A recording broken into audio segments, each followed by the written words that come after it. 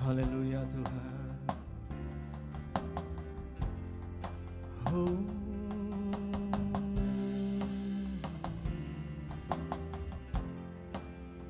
Kami mau berserah padamu.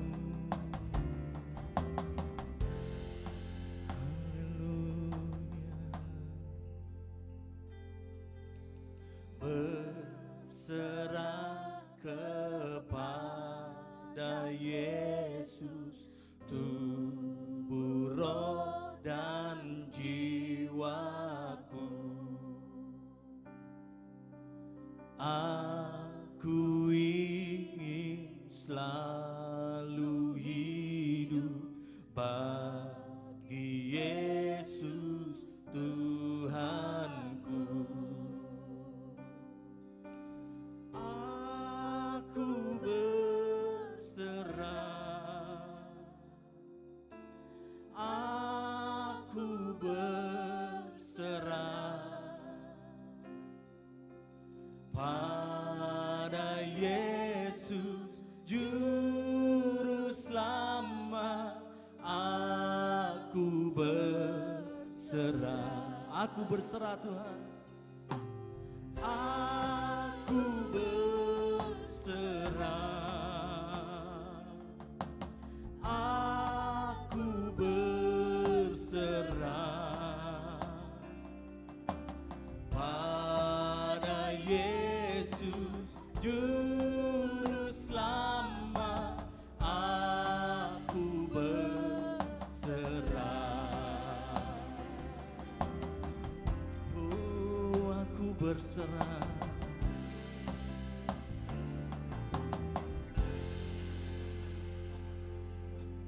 Berserah kepada Yesus, di kakinya ku sujud. Nikmat dunia ku tinggalkan, Tuhan terimalah aku.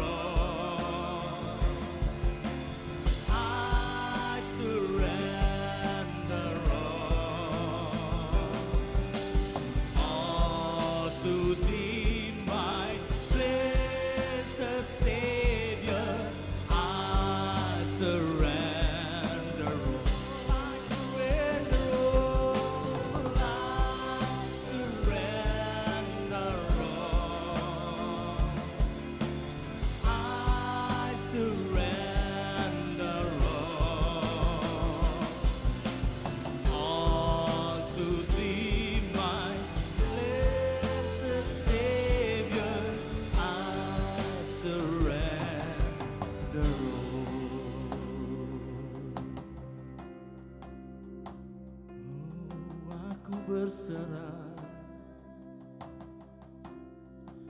aku berserah padamu. Haleluya.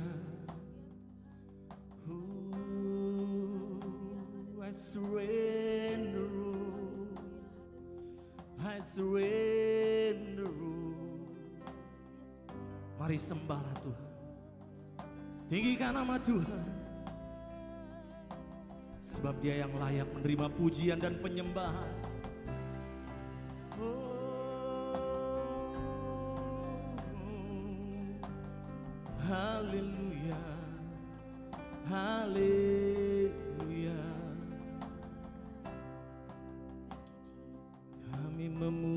Tuhanmu, kami tinggikan namamu.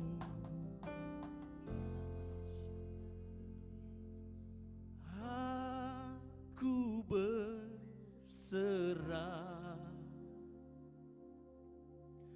aku berserah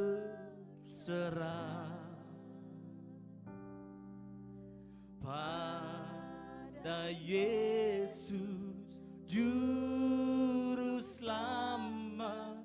Aku berserah, aku berserah Tuhan. Aku berserah, aku berserah pada Yesus Juru Selamat. Aku berserah pada Yesus Juru Selamat, pada Yesus Juru Selamat. Aku berserah.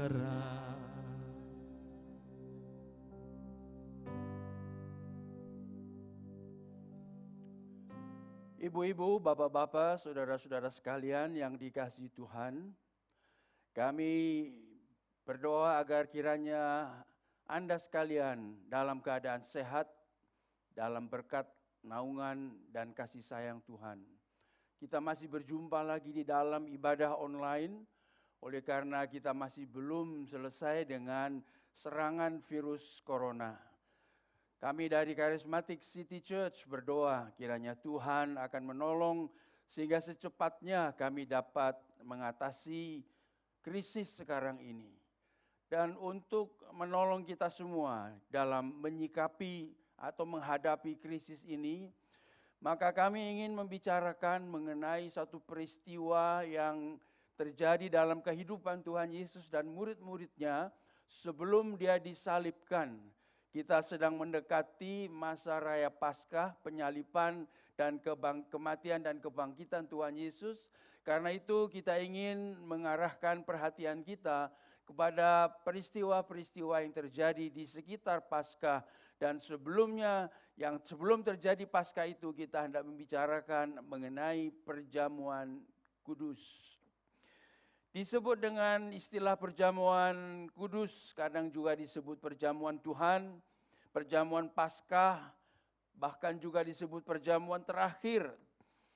Di dalam bahasa Inggris disebut Holy Communion. Ini dapat kita baca di dalam kitab Matius pasal yang ke-26, ayat 26 sampai dengan 28, dan juga dalam 1 Korintus 11 ayat 26 sampai dengan 27. Bahasa Inggris yang mengatakan Holy Communion, kita tahu holy artinya kudus. Communion dalam istilah lain disebut komuni, yang berasal dari kata commune, to commune, bersekutu. Jadi kata-kata lain yang lahir dari istilah ini yaitu misalnya komunikasi, community, common atau kebersamaan. Nah, istilah terakhir ini yang hendak kita bicarakan di dalam mengingat tentang perjamuan kudus, yaitu tentang kebersamaan. Ada dua kebersamaan yang hendak kita lihat di dalam peristiwa ini. Yang pertama yaitu kebersamaan kita dengan Tuhan. Kebersamaan kita dengan Tuhan. Kalau kita baca di dalam kitab Wahyu pasal 3:20, maka kita dapat di situ kebersamaan kita diungkapkan dalam istilah yang menarik. Lihat, aku berdiri di muka pintu dan mengetuk. Jika ada orang yang mendengar suaraku dan membukakan pintu, aku akan masuk mendapatkannya dan aku akan makan bersama-sama dengan dia dan dia bersama-sama dengan aku. Kebersamaan kita atau persekutuan kita dengan Tuhan diungkapkan dengan istilah makan bersama. Ini sudah menjadi budaya dunia dalam setiap peristiwa yang penting, dalam peristiwa yang kita ingin rayakan, kita biasa mengadakan makan-makan. Demikian juga di dalam istilah yang Tuhan Yesus pakai di sini, apabila kita membuka hati kita kepada Tuhan, Dia akan makan bersama kita, kita bersama dia, artinya kita bersekutu dengan dia. Satu persekutuan yang sangat intim. Yang kedua kita lihat dalam Matius 18 ayat 20. Di mana 2-3 orang berkumpul dalam namaku, kata Tuhan Yesus, aku ada di tengah mereka. 2-3 orang ini identik dengan kelompok kecil atau persekutuan doa keluarga. Arti dari 2-3 orang yaitu bahwa jumlah tidak menentukan. Secara pribadi seorang yang sudah percaya Tuhan Yesus sebagai juru selamatnya, dia diberi Roh Kudus untuk berdiam di dalam dirinya. Dan orang-orang percaya ini yang didiami oleh Roh Kudus ketika berkumpul, Tuhan hadir di tengah-tengah mereka. Dalam namaku, istilah yang disebut oleh Tuhan Yesus, berarti bahwa mereka melakukan sesuatu yang memuliakan Tuhan. Sehingga kegiatan kita bisa disebut dalam nama Yesus. Alangkah baiknya kalau semua kegiatan kita awali dengan dalam nama Yesus. Dengan demikian kita diingatkan bahwa semua kegiatan kita hendaknya mempermuliakan Tuhan. Ayat yang ketiga kita baca dari Yohanes 17 ayat 21. Engkau ya Bapa di dalam aku dan aku di dalam engkau agar mereka juga di dalam kita.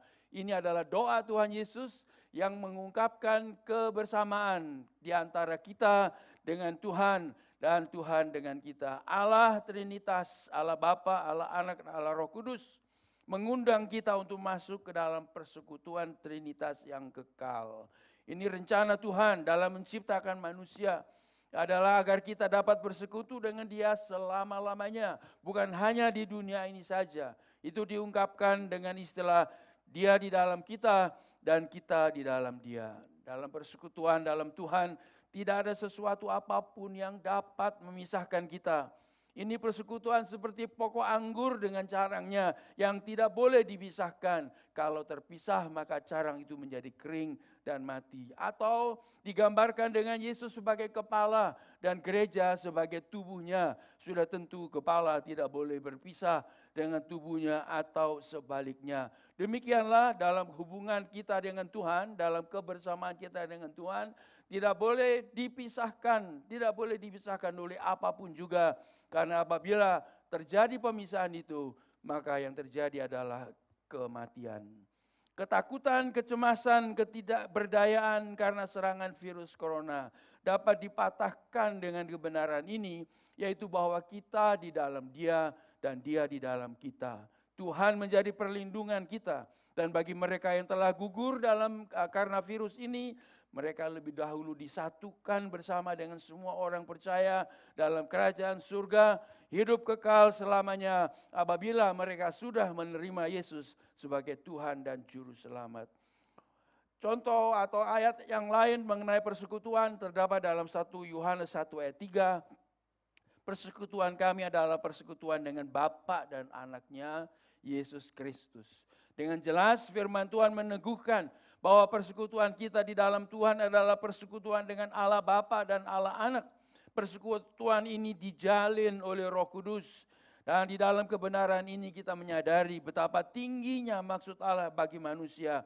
Dia ingin berada di tengah-tengah manusia untuk selama-lamanya. Satu ayat lagi yang berbicara mengenai persekutuan dari Filipi pasal 3 ayat 10 dan 11. Yang ku kehendaki ialah mengenal Dia dan kuasa kebangkitannya dan persekutuan dalam penderitaannya. Di mana aku menjadi serupa dengan Dia dalam kematiannya supaya aku akhirnya beroleh kebangkitan dari antara orang mati. Bagi Paulus persekutuan dengan Tuhan itu begitu penting, begitu indah, begitu mulia sehingga dia katakan dalam sebuah ayat, bagi aku hidup itu Kristus dan mati itu keuntunganku. Demikian mulianya persekutuan di antara kita dengan Tuhan yang digambarkan oleh Rasul Paulus ini. Hidup kita adalah hidup persekutuan di dalam Tuhan. Baik sementara di dunia ini maupun ketika kita di surga kelak. Firman Tuhan berkata dalam Roma 8 ayat 35. Siapakah yang akan memisahkan kita dari kasih Kristus? Penindasan atau kesesakan atau penganiayaan atau kelaparan atau ketelanjangan atau bahaya atau pedang. Dan kita bisa tambahkan atau virus corona. Dalam semua ini kita lebih dari orang-orang yang menang. oleh karena Dia yang telah mengasihi kita. Sebab aku yakin baik maut maupun hidup, baik malaikat-malaikat maupun pemerintah-pemerintah, baik yang ada sekarang maupun yang akan datang, atau kuasa-kuasa, baik yang di atas maupun yang di bawah, ataupun sesuatu makhluk yang lain seperti virus corona itu, tidak akan dapat memisahkan kita dari kasih Allah yang di dalam Kristus Yesus Tuhan kita. Ketika merayakan perjamuan kudus, makan roti dan minum air anggur perjamuan, kita diingatkan kebenaran ini bahwa kita berada di dalam Dia dan Dia di dalam kita. Itu adalah gambaran atau penjelasan dari kebersamaan yang pertama dengan Tuhan. Dan sekarang kita lihat kebersamaan yang kedua, yaitu kebersamaan di antara kita satu dengan yang lain, sesama orang beriman atau sesama anak-anak Tuhan yang juga disebut sebagai keluarga Allah. Gereja adalah persekutuan, koinonia. Persekutuan ini seperti hubungan anggota antara anggota-anggota tubuh kita satu dengan yang lain, atau seperti batu-batu yang disusun bersama menjadi satu bangunan yang kokoh, tidak terpisahkan. Di sini kita mengakui kebenaran ungkapan yang mengatakan bersatu kita teguh dan bercerai kita runtuh. Bicara tentang gereja, kita bicara tentang persekutuan. Tidak ada persekutuan, tidak ada gereja. Tidak ada persekutuan berarti hanyalah kerumunan orang yang datang dan pergi dalam sekejap, tidak berdampak kepada pribadi yang berkumpul. Tapi gereja bukan kerumunan. Gereja adalah rumah Allah di mana Allah berdiam di tengah anak-anaknya. Dalam persekutuan seperti itulah orang-orang beriman bersekutu. Memisahkan atau memecah belah gereja berarti memisahkan kebersamaan anak-anak Tuhan. Sudah tentu akan berdampak negatif terhadap gereja itu sendiri. Persekutuan anak-anak Tuhan adalah lebih daripada persekutuan biasa, persekutuan lahiriah. Persekutuan kita adalah persekutuan batinnya, persekutuan dari hati ke hati. Persekutuan gereja diutuhkan oleh kehadiran Tuhan Yesus di tengah kita. Karena Tuhan itu maha hadir, maka dimanapun anak-anaknya bersekutu, berapapun jumlahnya, Dia ada di tengah mereka. Ketika mereka bubar pun misalnya, setelah selesai ibadah, Tuhan tetap beserta dengan masing-masing orang percaya. Dia tetap mempersatukan kita. Sesungguhnya inilah makna dari persekutuan di dalam Tuhan, bukan secara fisik, tetapi secara rohani. Menyikapi ajakan untuk mempraktekkan physical distancing untuk mencegah penularan virus corona. Banyak gereja terpaksa menghentikan sementara kegiatan ibadah di gereja atau melakukan ibadah online seperti kita sekarang ini. Kita bersyukur kepada Tuhan untuk kehadirannya dimanapun kita berada atau berkumpul. Dia maha hadir. Physical distancing tidak berpengaruh kepada kedekatan kita dalam persekutuan rohani, hati ke hati. Tuhan hadir bersama kita untuk memberkati kita. Memang beberapa aspek ibadah, utamanya yang berkaitan dengan ritual akan sedang mengalami kendala. Tetapi persekutuan kita adalah persekutuan rohani, baik dengan Tuhan maupun dengan sesama. Dan ini adalah persekutuan yang kekal selama kita ada di dalam Tuhan. Jadi kita tetap dapat bersekutu satu dengan yang lain, apalagi dengan kecanggihan teknologi dewasa ini, kita bisa berkomunikasi, bersekutu kapanpun dan dimanapun kita berada. Beberapa ciri dari persekutuan kita, yaitu yang pertama bahwa persekutuan kita terbentuk bukan melalui kartu keanggotaan gereja, tetapi melalui iman. Hanya oleh iman kepada Tuhan Yesus sebagai juru selamat kita dipersatukan. Artinya Yesus mengorbankan dirinya menjadi penebus dosa kita dan semua orang yang percaya kepadanya mendapat pengampunan dosa dan dipersatukan dengan imannya kepada Tuhan Yesus Kristus. Kematian Yesus di kayu salib memulihkan hubungan kita dengan Allah dan mempersatukan kita. Kalau sudah percaya Tuhan, kalau saudara sudah percaya Tuhan, maka Yesus adalah Tuhan dan Juru Selamat saudara, maka otomatis saudara sudah masuk ke dalam persekutuan iman ini. Manfaatkanlah untuk pertumbuhan iman saudara. Pengertian yang kedua dari perjamuan kudus sebagai satu persekutuan, yaitu bahwa persekutuan ini adalah persekutuan untuk berbagi. untuk berbagi pengalaman, untuk berbagi kebenaran firman Tuhan, untuk berbagi iman kita satu kepada yang lain. Dan betapa perlunya kita sebagai anak-anak Tuhan dalam persekutuan kita untuk memanfaatkan persekutuan itu sebagai sarana bagi pertumbuhan iman kita. Dengan demikian ketika kita menghadapi serangan virus corona ataupun krisis-krisis yang lain, maka kita bisa saling mengingatkan, saling menguatkan, dan bahkan saling mendoakan. Inilah makna dari perjamuan kudus dalam menghadapi virus corona. Pertama, hubungan persekutuan kita dengan Tuhan, dengan sesama tidak dapat dipisahkan oleh apapun, oleh siapapun juga. Dan yang kedua, perjamuan kudus menjadi tempat kita berbagi iman, berbagi pengalaman, berbagi kasih karunia Tuhan, sehingga kita dapat diperkaya di dalam Dia. Pertanyaan kita, bolehkah mengadakan perjamuan kudus dalam ibadah keluarga? Menurut saya, kalau Anda menjadi pemimpin rohani atau kepala keluarga, ingin mengadakan perjamuan kudus di keluarga, boleh saja. Ingat bahwa Paskah pertama di Mesir diadakan oleh bangsa Israel di tengah keluarga masing-masing. Dan ketika Yesus menyuruh murid-murid mempersiapkan Paskah, Dia menyuruh mereka pergi ke rumah seorang yang walaupun tidak disebutkan, tetapi Paskah perjamuan terakhir dilakukan oleh Tuhan Yesus di dalam sebuah rumah, sebuah keluarga. Kiranya Tuhan memberkati saudara-saudara sekalian. Tetapi saya ingin juga menambahkan, seandainya gereja saudara melarang perjamuan kudus di rumah, saudara dilarang untuk memimpin perjamuan kudus itu, ikutilah peraturan gereja saudara dan itu akan membawa damai sejahtera kepada saudara sekeluarga.